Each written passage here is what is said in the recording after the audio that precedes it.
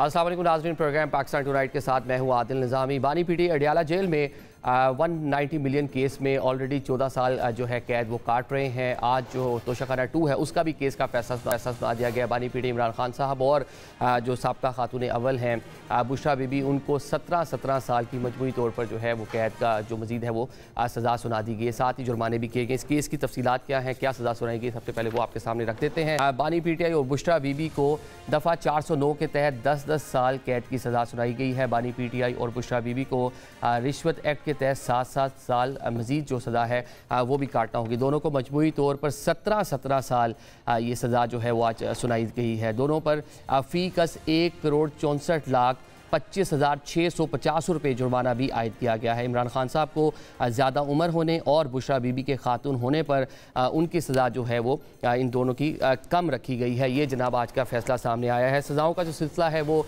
आसाम हो रुकता नज़र नहीं आ रहा, लेकिन साथ ही जो हुकूमती जो लोग हैं, हुकूमती जो वज़रा हैं, वो इन सज़ाओं पर क्या कह रहे हैं ये भी आपको सुनवा देते हैं। तोशाखाना 2 केस है, सजाले होनी चाहिए थी। निज़ामे अदल की ये हालत है कि जो दिन दिहाड़े काम होता है वो 9 मई हो, आज तक उन्हें भी पूरी सजाएं नहीं हुई और सजा जो है उसमें कमी की गई है उनकी उम्र की वजह से। ये केस का जिक्र करते हुए बेशक वो हमारा सियासी मुखालिफ है, हमें खुशी नहीं हो रही। किसी पॉपुलर होने से, किसी सियासी होने से, किसी धमकी से, किसी 9 मई से, किसी 26 नवंबर से, इस्तीफे देने से, असेंबली तोड़ने से, वजीर आला बदलने से सजाएं नहीं बदलेंगी, सजाओं से नहीं बचेंगे। ये आपने सुन लिया जी, हुकूमती आम वजीर क्या फरमा रहे हैं। वो बता रहे हैं कि 9 मई के अभी भी दर्जनों केसेस जो हैं ज़ेर समात हैं। साथ ही शुक्र ये कर रहे हैं कि केसेस के फैसले खासा ताख़ीर से आ रहे हैं। ये तो 9 मई के केसेस अभी बाकी हैं। इसके साथ साथ जो फैज़ हमीद और बानी पीटी इमरान खान साहब के नेक्सस के हवाले से भी हुकूमत कुछ केसेस बनाने के मूड में है और ख़ासी उम्मीदें लगा रखी हैं कि वहाँ पर भी पाकिस्तान तहरीक इंसाफ की जो लीडरशिप है, खुसूसन बानी पीटीआई जो इमरान खान साहब हैं, उनको सज़ाएँ मिल सकती हैं। तो एक तरफ तो हुकूमत जो स्लो कह लें निज़ाम इंसाफ है उसका शिकवा कर रही है, और ऑन द अदर साइड हम जो देख रहे हैं पाकिस्तान तहरीक इंसाफ वो टोटल जो अदालती निज़ाम है उस पर ही तहफ़्फ़ुज़ात का जो इजहार है वो कर रही है और साथ साथ उससे नाखुश नजर आते हैं। तो पाकिस्तान तहरीक इंसाफ की क़यादत ने आज जो एक कॉन्फ्रेंस भी बुला रखी थी, मल्टी पार्टी कॉन्फ्रेंस इसको हम कह लेंगे, क्योंकि ऑल पार्टीज मेन स्ट्रीम जो खासी पार्टीज़ थी ना उनको मदऊ किया गया, ना उनकी लीडरशिप वहाँ पर हमें दिखाई दी। जो तहफ़्फ़ुज़ आइन के लोग थे आज ज़्यादातर वही हमें वहाँ पर नजर आए। तो वहाँ पर किस नोयत के बयान सामने आए ये भी आपके सामने रखते हैं। आज खान साहब ने जेल से एक पैगाम भेजा है। उन्होंने यही कहा है कि कौम अब तैयार हो स्ट्रीट मूवमेंट के लिए। कोई और अब एवेन्यू बाकी नहीं रहा, कोई और रास्ता बाकी नहीं रहा। ये आपने सुन लिया जी, तहफ़्फ़ुज़ आइन की जो लीडरशिप है और साथ वहाँ पर जो मौजूद रहनुमा थे उन्होंने आज की सज़ाओं के हवाले से तहफ़्फ़ुज़ात जो हैं ना सिर्फ उसका इजहार किया बल्कि ये भी कहा कि आने वाले दिनों में एक ही हल नज़र आता है पाकिस्तान तहरीक इंसाफ की जो क़यादत है उसे, कि बानी पीटीआई ने भी आज जेल से यही मैसेज दिया है इन सज़ाओं के ख़िलाफ़, क्योंकि जो अदालती अमूर हैं वहाँ से कुछ उन्हें उम्मीदें नज़र नहीं आती, तो सड़कों पर निकलना होगा। और साथ ही जनाब अचकज़ई साहब जो सरबराह भी हैं तहफ़्फ़ुज़ आइन पाकिस्तान के, उन्होंने कहा जनाब माफ़ कर आगे चलना होगा, एक दूसरे को माफ़ करना होगा। तो अब ये क्या टाइम गुजर गया है, क्या पाकिस्तानी सियासत में इस टाइम माफ़ करने की और मिलकर आगे चलने की कोई स्पेस बाकी बची भी है कि नहीं बची, इस पर बात कर लेते हैं। जो मेहमान हमारे साथ मौजूद हैं सबसे पहले उनका था, चलो हमें ज्वाइन कर रहे हैं हुज़ैफ़ा रहमान साहब, स्टेट मिनिस्टर हैं जनाब, पाकिस्तान मुस्लिम लीग नून से ताल्लुक़ है। ज़ियाउर रहमान साहब हमारे साथ मौजूद हैं, JUI फे के मरकज़ी रहनुमा है, और साथ साथ शफ़ी जान साहब भी हमें प्रोग्राम में ज्वाइन करेंगे, मुशीर इत्तलात हैं सूबा खैबर पख्तूनख्वा के। जिया भाई आपसे आगाज़ कर लेते हैं, हुकूमत की जानिब ज़रा बाद में जाएंगे। ये बता दें कि आज एक बड़ी कॉन्फ्रेंस थी, आप लोग नहीं गए? बहुत शुक्रिया आदिल भाई। देखिए 2-3 इशूज़ थे उस हवाले से। पहली बात तो ये थी कि तहरीक तहफ़्फ़ुज़ आइन पाकिस्तान ने जो तारीख़ रखी उस तारीख़ पर चूँकि जमीयत उलमा इस्लाम के साथ मुशावरत नहीं हुई थी, तो जमीयत उलमा इस्लाम ने बहुत पहले से इन तारीख़ों में कराची में एक जलसा आम रखा हुआ था जो कल कराची में होगा। उसके बाद एक उलमा कॉन्फ्रेंस जो है वो कराची में रखी हुई है जिसमें तमाम इत्तेहाद मदारिस दीनिया के सरबराहान, तमाम मजहबी जमातों के सरबराहान वो शामिल होंगे। और ये जो अभी कुछ कवानीन पास हुए हैं जिनको हम शरीयत से मुतसादिम समझते हैं उस हवाले से, तो ये तो एक बुनियादी वजह थी कि जिसकी मुशावरत हमारे साथ नहीं हुई थी। तो हमने उनके सामने भी अर्ज़ किया कि जी आपने चूँकि तारीख़ पर भी हमारे साथ मुशावरत नहीं की, एजेंडे पर भी मुशावरत नहीं हुई, تو ہمارے لیے یہ شاید مشکل ہوگا ان تاریخوں پر آپ کے پاس آنا. ہاں ایک چیز آپ کے نوٹس ایک بڑا کاز تھا اپوزیشن پارٹیز کا, مطلب آفٹر لانگ ٹائم ایک بڑی گیدرنگ ہونے جا رہی تھی, تو ایجنڈے پہ کنسنسس ہونا الگ سے بات ہے, اب تاریخ پہ ایک کنسنسس نہیں ہو سکا. دیکھیں تاریخ پر تو کنسنسس جو مدعی ہوگا وہ ہمارے سامنے رکھتے تو پھر ہم ان کے ساتھ کنسنسس ڈیولپ کر سکتے تھے. ہمیں تو انفارم کیا گیا پی ٹی آئی کی طرف سے کہ جی اس تاریخ پر قومی کانفرنس ہونے جا رہی ہے. پاکستان تحریک انصاف نے دیا, تحفظ آئین پاکستان نے دیا نہیں, تحریک انصاف کی طرف سے اسد قیصر صاحب کی سربراہی میں وفد آیا تھا. تحریک تحفظ آئین پاکستان کے سربراہ محمود خان اچکزئی صاحب ہیں, اور یہ دعوت نامہ بھی ان کی طرف سے تھا, لیکن ان کی طرف سے انفارچونیٹلی ہمیں دعوت نامہ نہیں ملا. اچکزئی صاحب نے خود نہیں رابطہ کیا مولانا سے؟ نہیں. اچھا, مطلب پی ٹی آئی کی لیڈرشپ, جہاں تک میری معلومات ہیں پی ٹی آئی کی لیڈرشپ نے تو رابطہ کیا, اور ہم نے ان کو یہ چیزیں بتائیں بھی کہ جی ایجنڈے پر بھی بات چیت ہونی چاہیے تھی کہ کیا کس ایجنڈے پر بات ہونی چاہیے. کل کو ہم آپ کے ساتھ بیٹھیں گے اور ایجنڈے پر اختلافات ہوں گے تو اس سے وہ چیزیں انتشار کی صورت میں سامنے آئیں گی.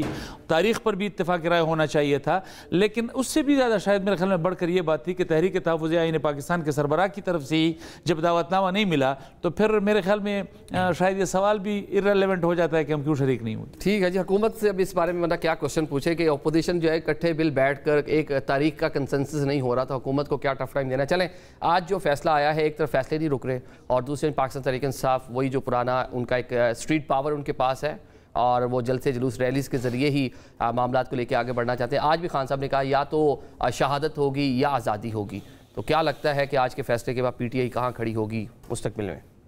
آن دا لائٹر نوٹ جو ہے شہادت بھی توکل کر لیں, اس سے تو بات جو ہے شہادت کی طرف ہی جا رہی ہے, سیاسی شہادت کہہ لیں آپ. آن دا لائٹر نوٹ ایک بات تو یہ کہ میری معلومات یہ ہیں کہ آج جو ان کی میٹنگ بھی ہوئی ہے اس میں بھی جو جماعتیں من پسند اپنی جماعتیں جو بلائیں انہوں نے بھی یہی کہا کہ جی آپ مذاکرات کریں, اور مذاکرات ہی واحد رستہ ہے.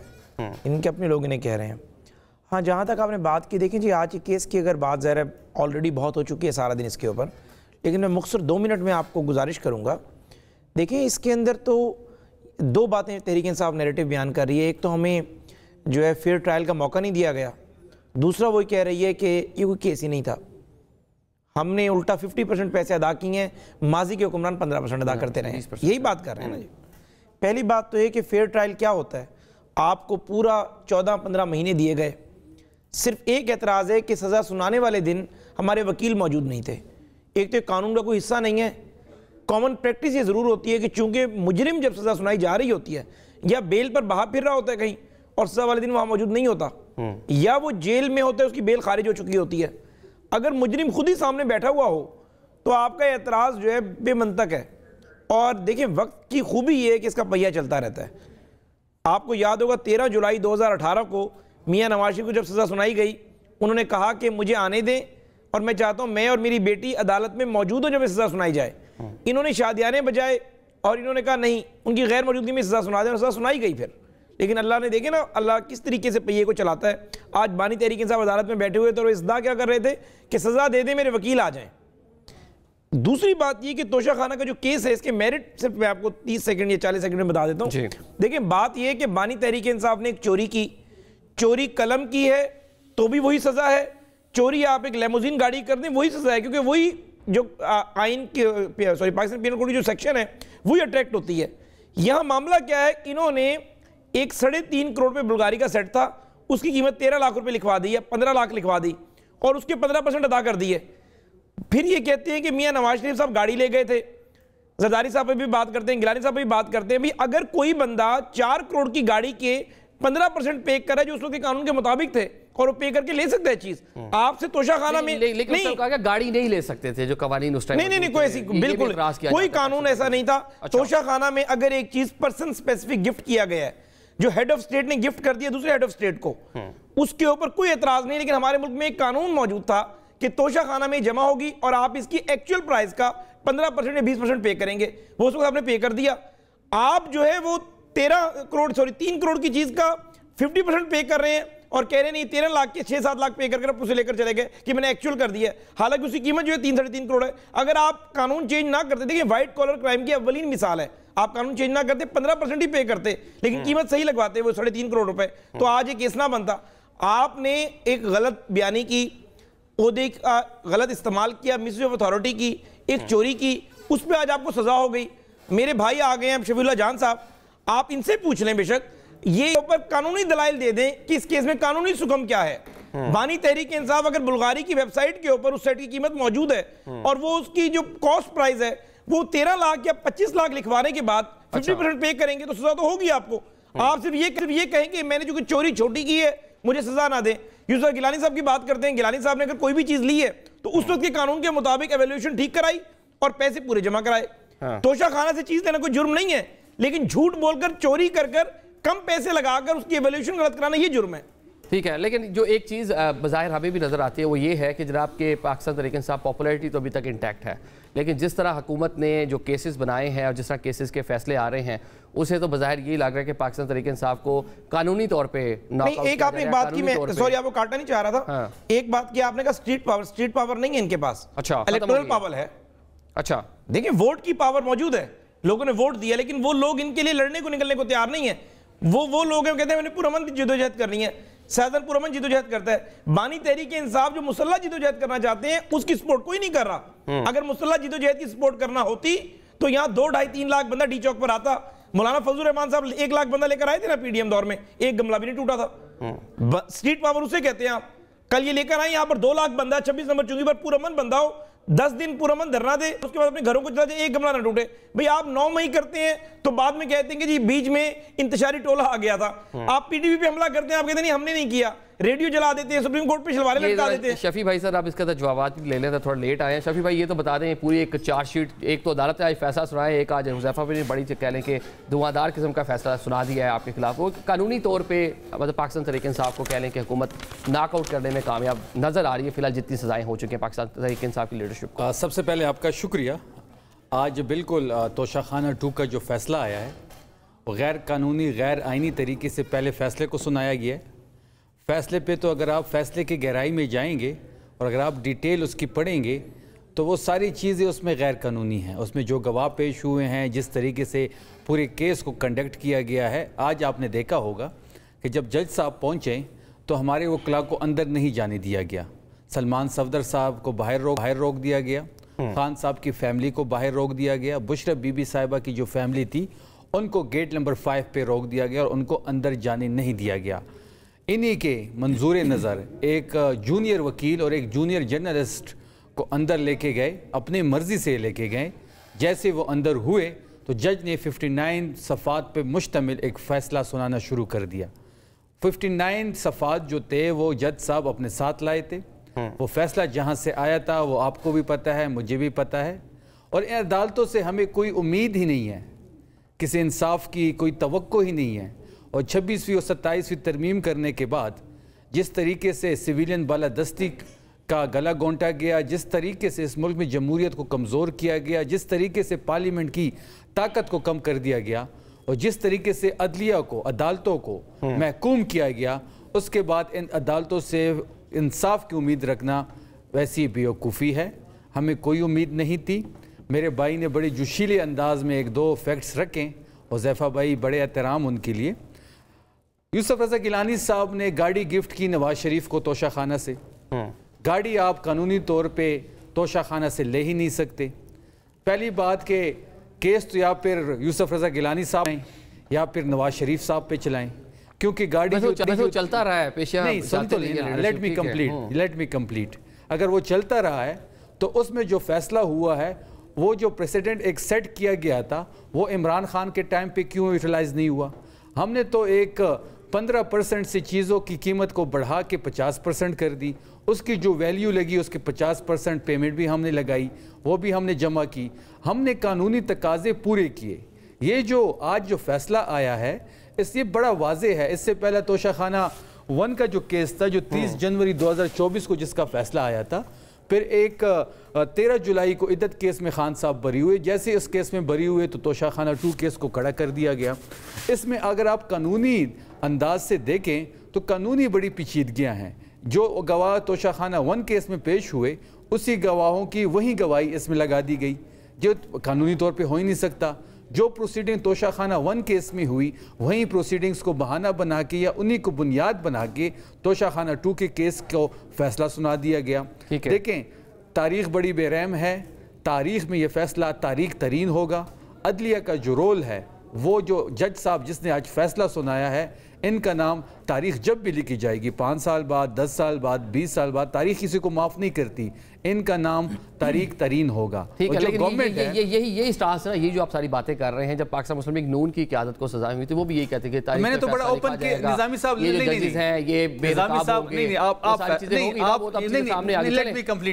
نہیں آپ کے دیکھنے والوں جو اس وقت یہ چینل دیکھ رہے ہیں یا شو دیکھ رہے ہیں, وہ سوال میں آپ کے پاس اور دیکھنے والوں کے پاس چھوڑ کے جا رہا ہوں کہ جو گاڑی قانونی طور پہ آپ توشہ خانے سے گاڑی نہیں لے سکتے, انگوٹھیاں, سونا, نیکلیس, وہ تو دور وہ چھوڑیں, وہ بھی یہ لے کے گئے ہیں, کارپیٹ لے کے گئے ہیں. ایون جو گاڑی یوسف رضا گیلانی صاحب نے توشہ خانہ سے لے کے نواز شریف کو دی, اس کیس کا جو فیصلہ ہے وہ سامنے رکھ دیں. قانونی طور پہ آپ گاڑی لے ہی نہیں سکتے, توشہ خانہ سے آپ قانونی طور پہ پیسے جمع کرنے کے باوجود گاڑی نہیں لے سکتے. جو غیر قانونی کام یوسف رضا گیلانی صاحب نے کیا اور جو نواز شریف صاحب کو انہوں نے گفٹ کی وہ گاڑی, اس کا فیصلہ جو تھا اس کو ایگزامپل بنا کے آج کیوں فیصلہ نہیں ہوا. جب آپ قانونی طور پہ ایک چیز نہیں لے سکتے تو اس ملک میں جو قانون عمران خان کے لیے ہے یہ ملک اب اس طرح نہیں. آپ اس کو توشہ خانے پہ لے رہے ہیں, میں اوورآل بات کر رہا ہوں. سیاسی جو لیڈرشپ ہے ان کے خلاف کیسز بھی بڑے, سزائیں بھی ہوئی, تو وہ ماضی کا چلیں حصہ ہی ہیں. ضیاء بھائی یہ بتا دیں, پاکستان تحریک انصاف سے اب نہ مزاحمت ہو رہی ہے نہ مفاہمت ہو رہی ہے, مطلب پاکستان تحریک انصاف بظاہر یہ لگ رہا ہے کہ سیاسی خاتمے کی جانب حکومت اس کو لے کے جا رہی ہے. دیکھیں عادل بھائی, سیاسی جماعتیں کبھی بھی اس طرح ختم نہیں ہوا کرتی. یہ پاکستان کی تاریخ میں ہم دیکھتے آ رہے ہیں. پاکستان کی ایک تاریخ ہے, 78 سال کی تاریخ ہے, اس کے سیاسی پورا منظرنامہ ہمارے سامنے موجود ہے.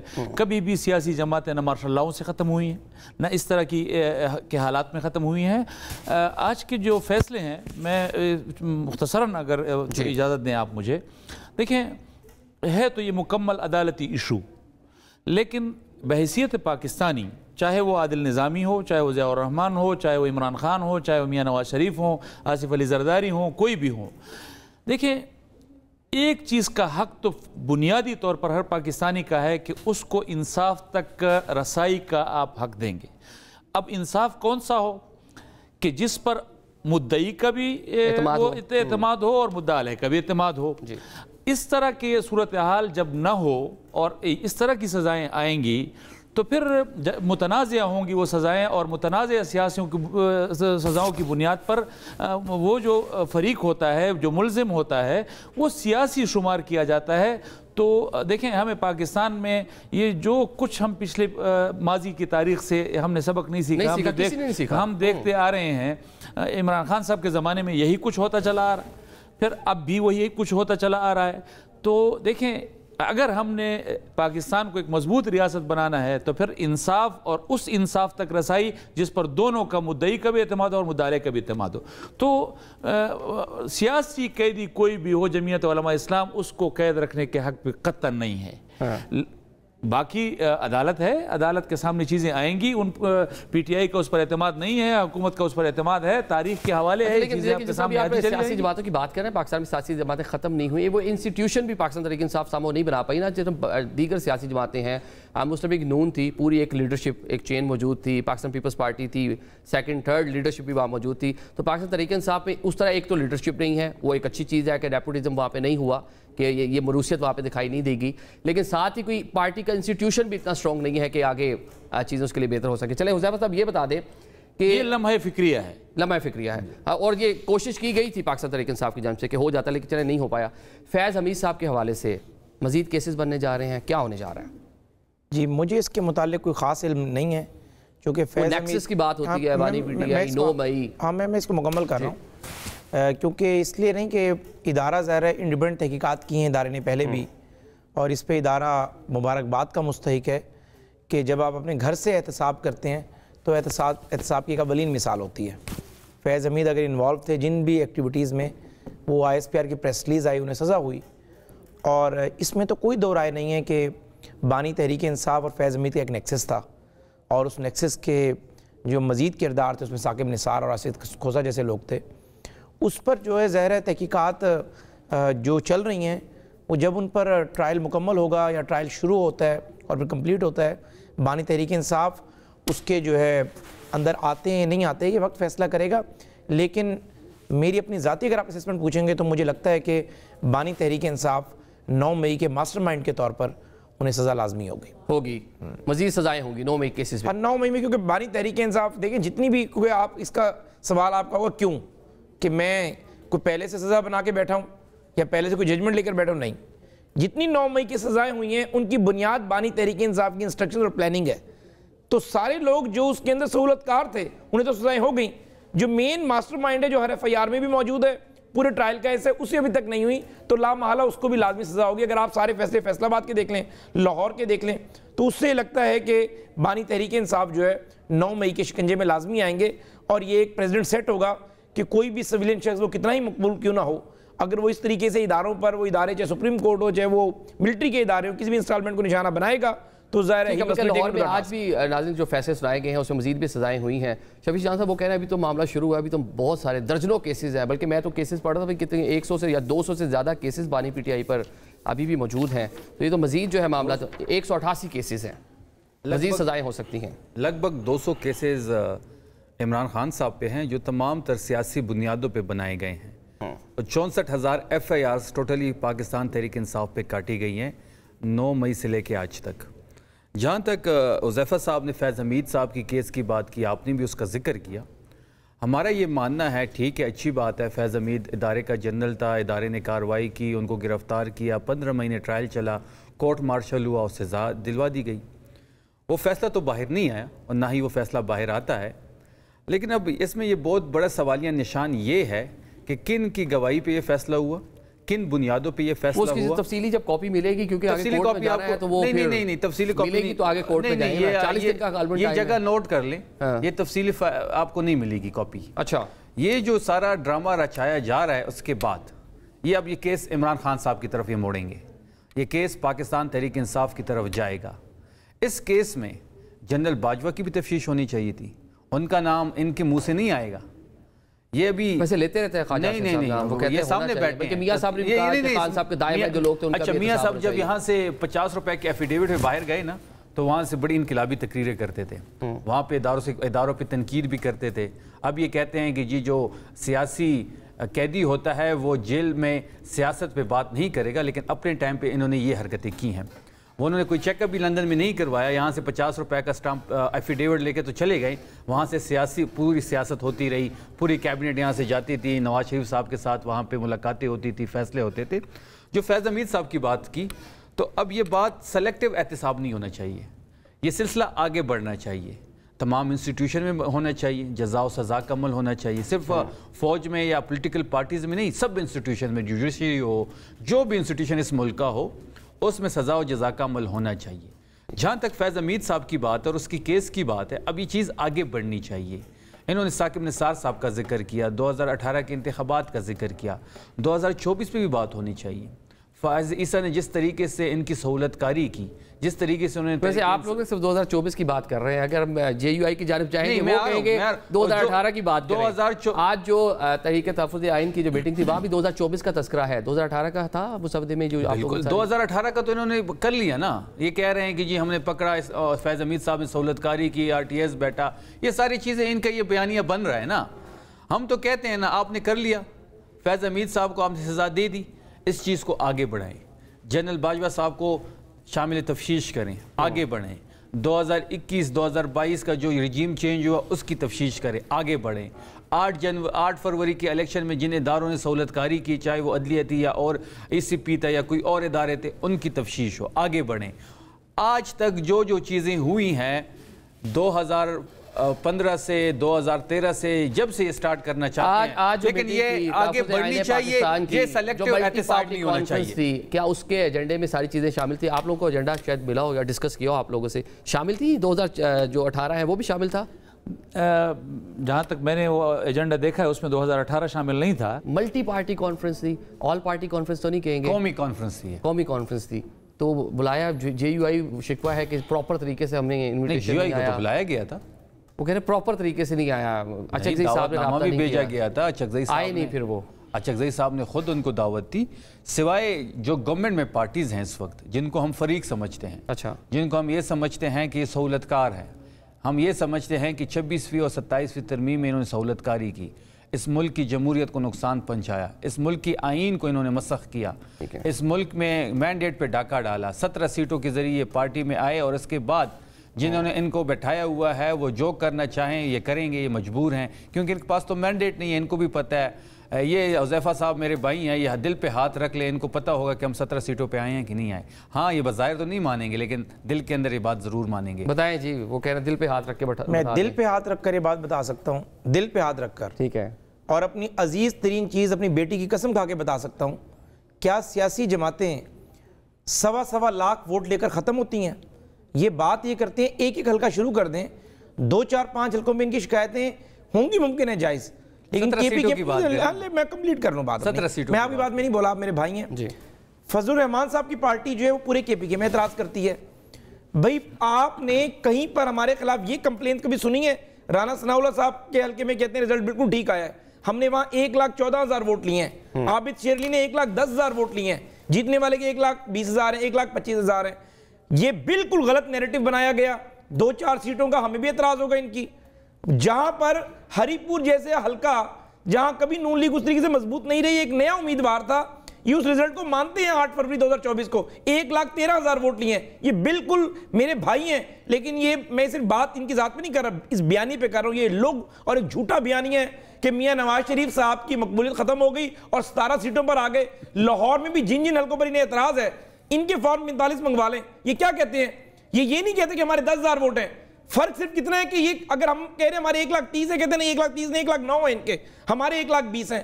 مجھے آپ یہ بتائیں جماعتیں ایسے ختم ہوتی ہیں؟ لاہور میں انہوں نے مکمل کر لوں میں، لاہور میں بھی پورا الیکشن لڑا انہوں نے ضمنی انتخابات کا، نہیں لڑا، حماد اظہر والے حلقے میں چلے حماد اظہر والے حلقے میں مکمل کر لوں، پھر آپ کو میں آپ کا یعنی فلور ہے، آپ ضرور بولیے گا۔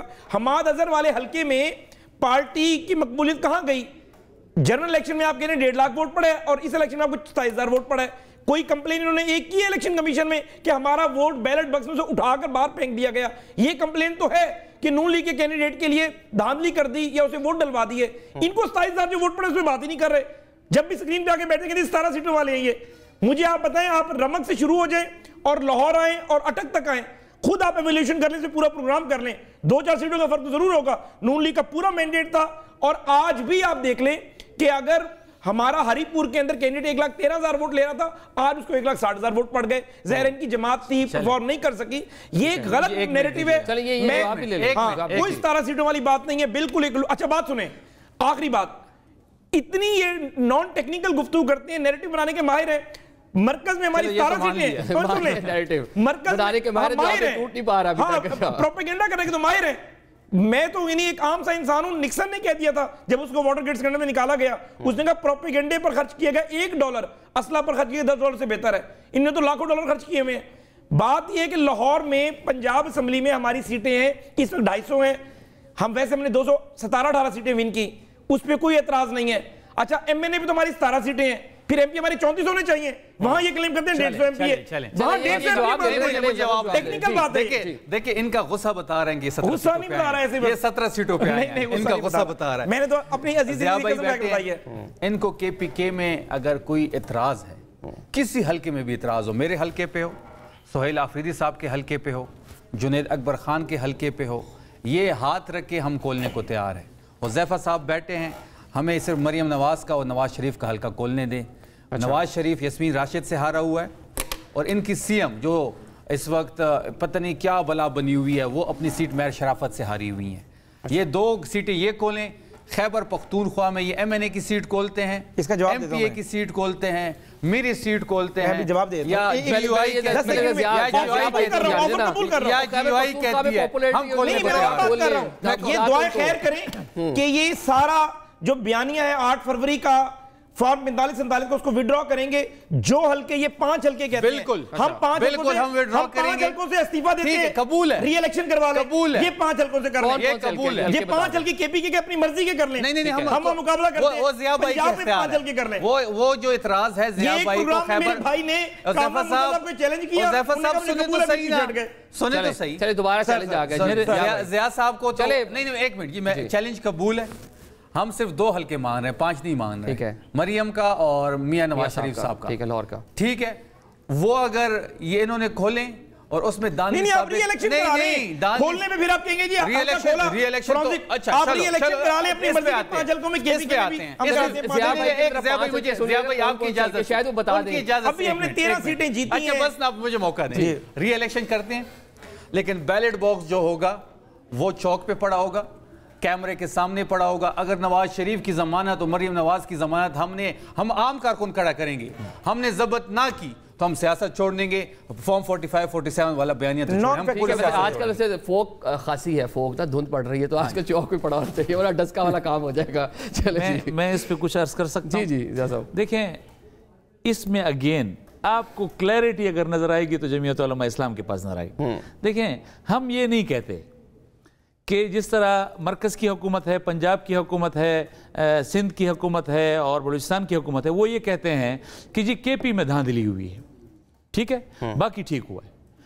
हमारे पीटीआई के दोस्त कहते हैं पूरे मुल्क में धांधली हुई है, केपी में नहीं हुई। मेरा शफी जान भाई से एक सवाल है कि जिस निज़ाम पर 5 हल्कों की बात तो मैं अभी फिंगर टिप्स पे आपको 5 हल्के गिरवा देता हूं, लेकिन मैं आपको एक बात उनसे मेरे साथ इस पर इत्तेफाक राय कर लें कि उस निज़ाम में कि जिस निज़ाम में आज अभी आपके प्रोग्राम में बैठकर वो ये कह रहे हैं कि जी हमें इस अदालती निज़ाम पर एतमाद नहीं है, हमें इस पूरे सेटअप पर एतमाद नहीं है, जब 5 हल्के खोले जाएंगे तो क्या आपके हक में खुलेंगे?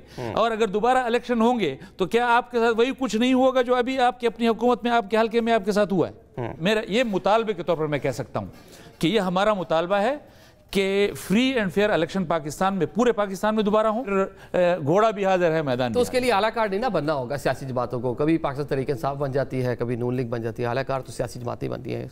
लास्ट मिनट जी हुज़ैफा भाई। जी देखिए, इन्होंने जो भी बातें की, बार बार ये कह रहे थे कि हमारी लीडरशिप के बारे में कहा कि जी उनकी ज़मानत ज़ब्त हो जाएगी।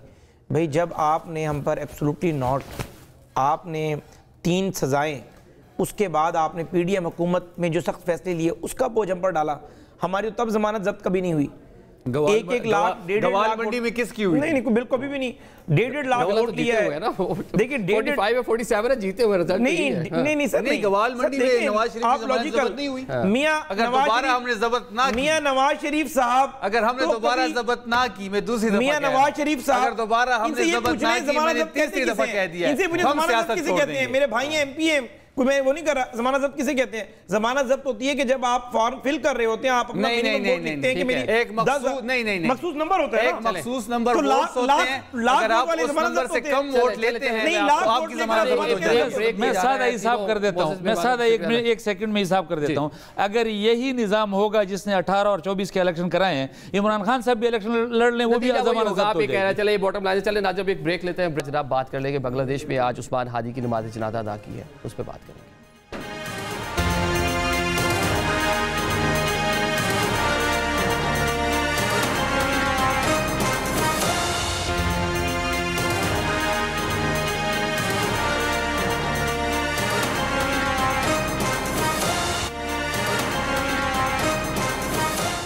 Welcome back after the break. नाज़रीन प्रोग्राम में तरह बात कर लेते हैं बांग्लादेश की। बांग्लादेश के दारुल-हुकूमत ढाका में आज स्टूडेंट जो इनकलाब था उसके सरकर्दा रहनुमा उस्मान शरीफ हादी जो हैं उनकी नमाज जनाजा अदा कर दी गई है। शरीफ उस्मान हादी की नमाज जनाजा में लाखों की तादाद में नौजवान और बांग्लादेशी जो हैं वो शरीक हुए। साथ ही जो अबूरी हुकूमत के सरबराह हैं मोहम्मद यूनुस, वो भी नमाज जनाजा की जो तकरीबात थी उसके अंदर शरीक हमने देखा उन्हें भी, और वहाँ पर उन्होंने खिताब भी किया। इस मौका पर हमें देखा कि कारकुनान जो थे सियासी जमातों के वो भी शरीक थे और ख़ासे जो लोग थे کہ وہ غم اور غصہ پایا جاتا تھا، مشتعل تھے، وہاں پہ مودی سرکار اور بھارتی حکومت کے خلاف نعرے بازی بھی کی گئی، کیونکہ پورا جو معاملہ ہے اس کو بھارت کے ساتھ جوڑا جا رہا ہے، اور جو ممکنہ طور پر جو حملہ آور ہیں مبینہ طور پر ان کا بھی یہ بتایا جا رہا ہے، تو بارڈر کراس کر کے وہ بھارت کی جانب جا چکے ہیں۔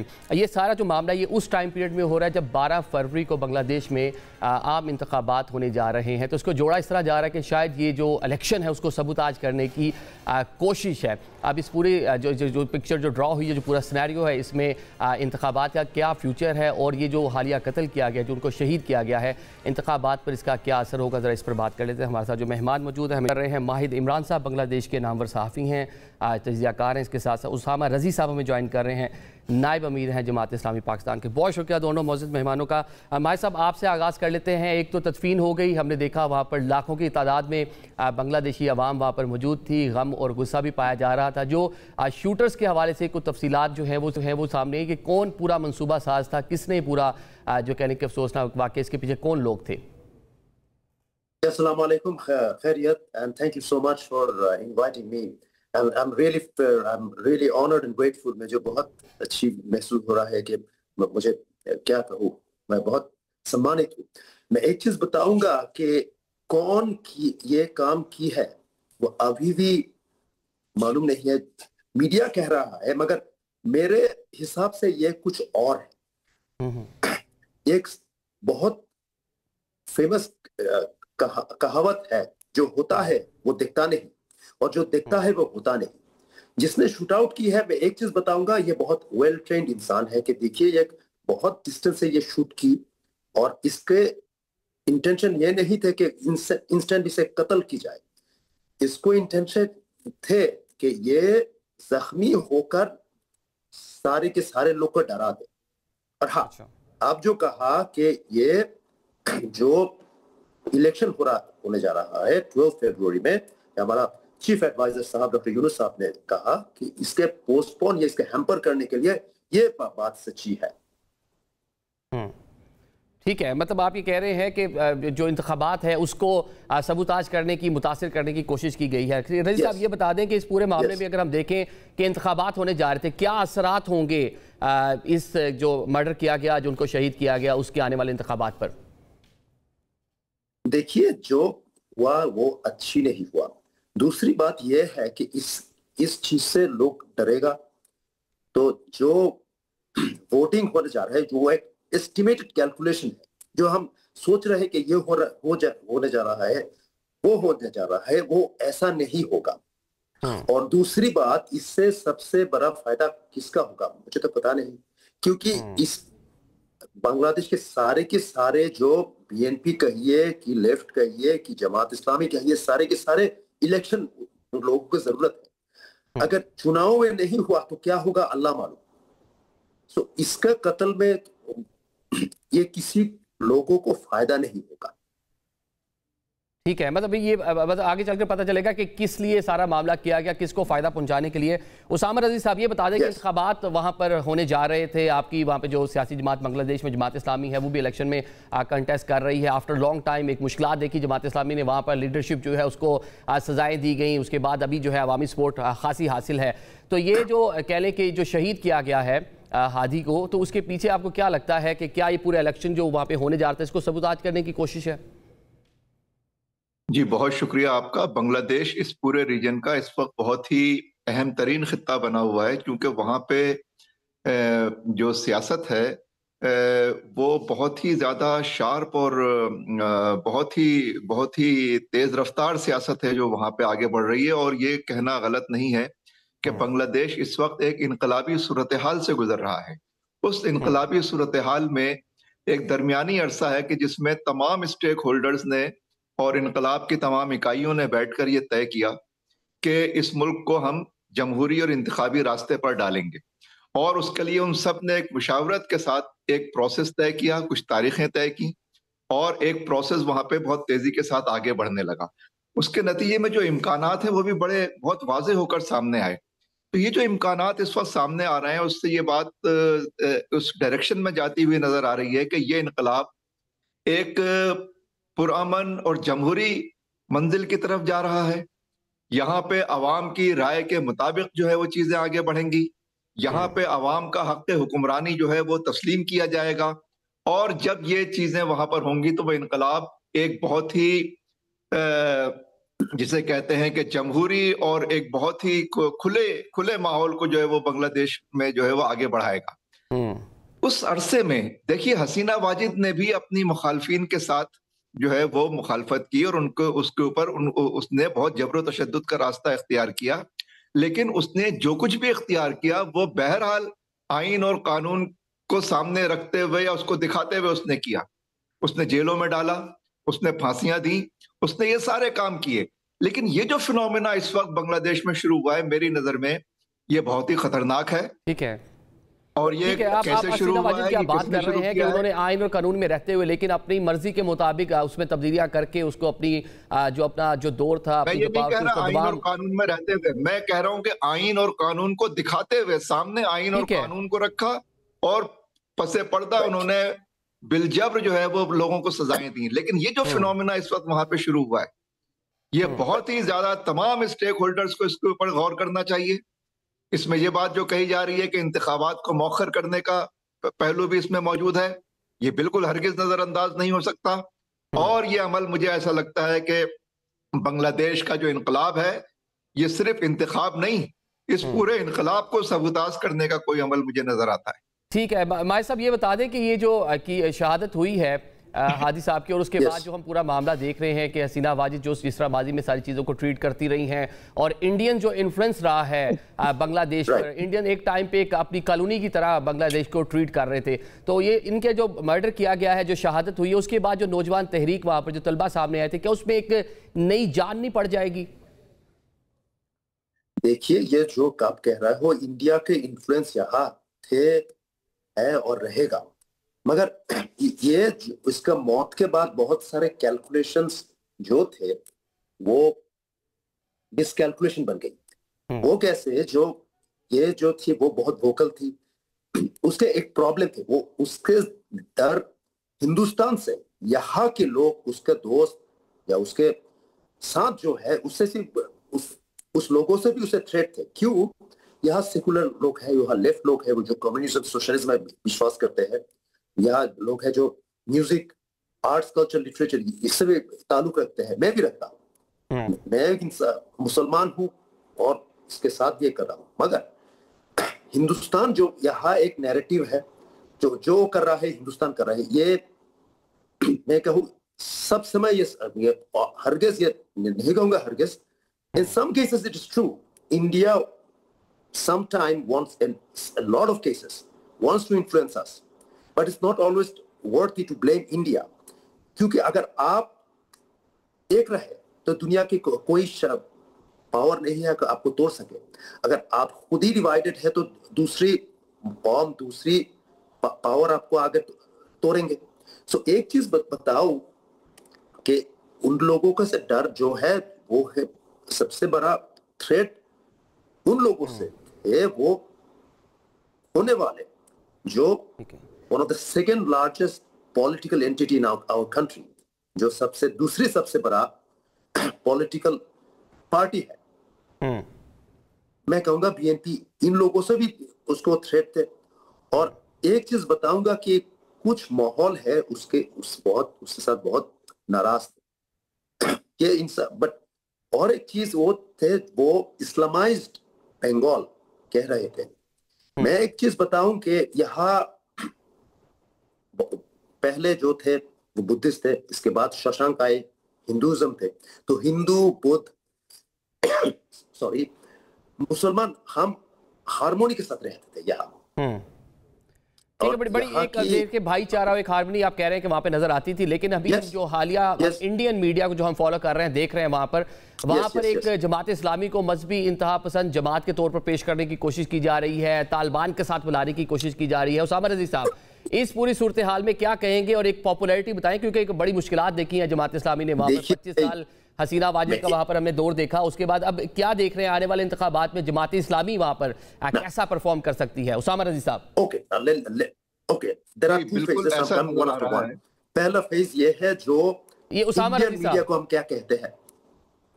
ہیلو جی دیکھیے، میں یہ عرض کر رہا تھا کہ یہ انتخابی عمل میں اس وقت جو مومنٹم ڈیولپ ہو رہا ہے، جو ڈھاکہ میں، چٹاگانگ میں اور اس کے علاوہ مختلف شہروں میں جس طرح کی عوامی ابھار کی صورتحال نظر آئی ہے، اس سے تو یہ بات بہت واضح ہوتی جا رہی ہے کہ جماعت اسلامی اس وقت وہاں کی جمہوری اور انتخابی اعتبار سے نمبر 1 سیاسی پارٹی بن گئی ہے۔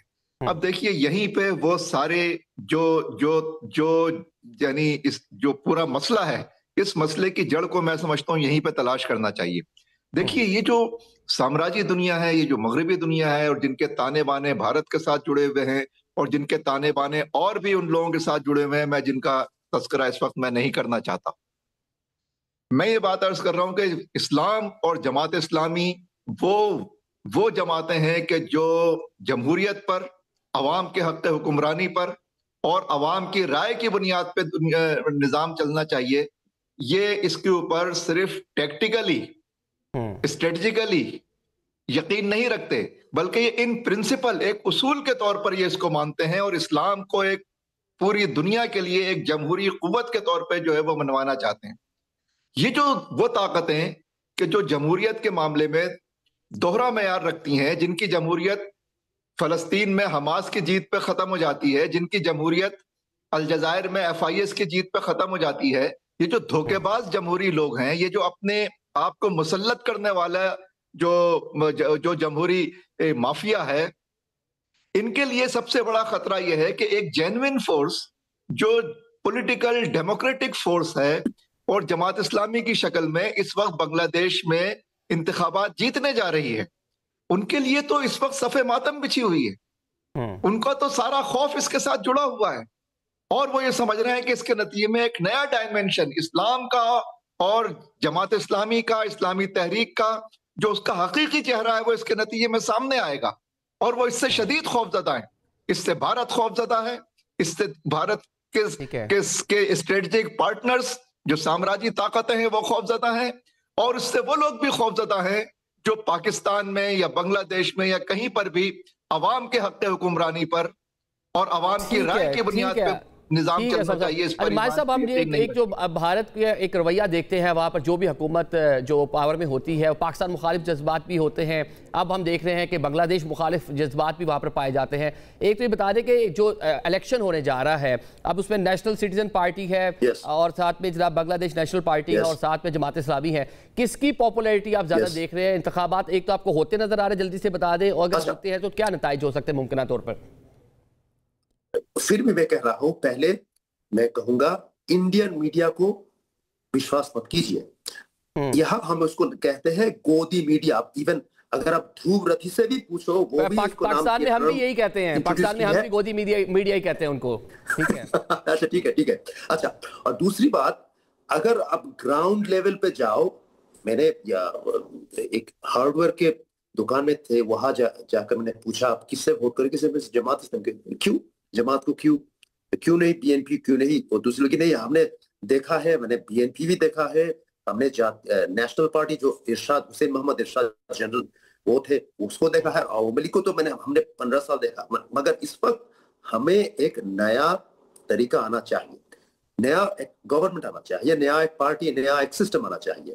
مگر یہاں بھی ایک پرابلم ہے، اگر آپ پاپولر ووٹنگ کے کہنے کہو گی کہ میس پاپولیرٹی کس کا ہے، وہ BNP کا ہے، بنگلہ دیش نیشنلسٹ پارٹی کا ہے۔ اور ایک چیز بتاؤ، کرپشن آپ ہفتہ وصولی سمجھتے ہو تو چندہ، جو عوامی لیگ کے زمانہ میں جو بلڈرز، جو بزنس مین